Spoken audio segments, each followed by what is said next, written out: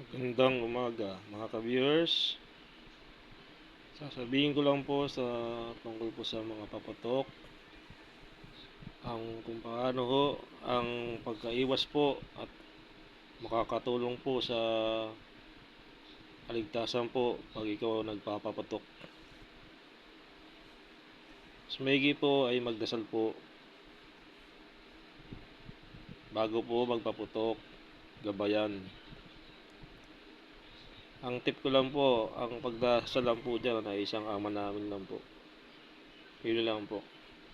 Para mailayo ka sa mga kapahamakan at kasamaan. Siyempre, sa mga nagpapaputok ng malaki, maaaring bawasan mo. Unti-unting papasok sa isip mo na nakakasama pala ang sobrang laki ng paputok. Kaya, yung mga legal lang din ang mga mapapaputok mo.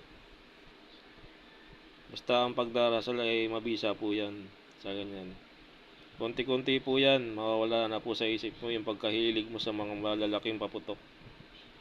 Pag ikaw nagdarasal ng ama namin. Ito yan, napatunayan ko yan. Kasi ako dati, nagpapaputok ako ng malaki dati. Ngayon, hindi na. Yung mga legal na lang sa pagdarasal ko ng ama namin.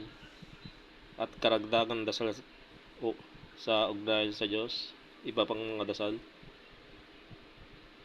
Nakakatulong po yan. Kagaya ng ilayo niyo po kami sa mga masasama. Isa na rin sa kasamaan yan, yung sobrang laki, di ba? Nakakasama yan pag sobrang laki.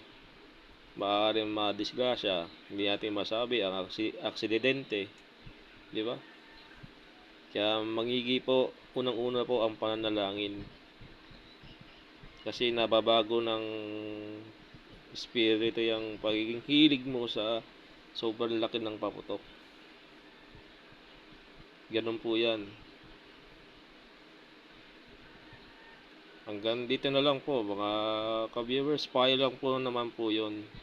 Kung mahilig ka talaga sa own risk na po yun. Nasa sayo na yan. Dapat mo talagang harapin kung may mangyari man. Kung ikaw nagpapaputok ng malalaki. Kasi ang mga aksidente hindi maiiwasan. Pag ganyan, aksidente kasi yan. God bless po sa inyo. Ito ay konting payo lang naman po.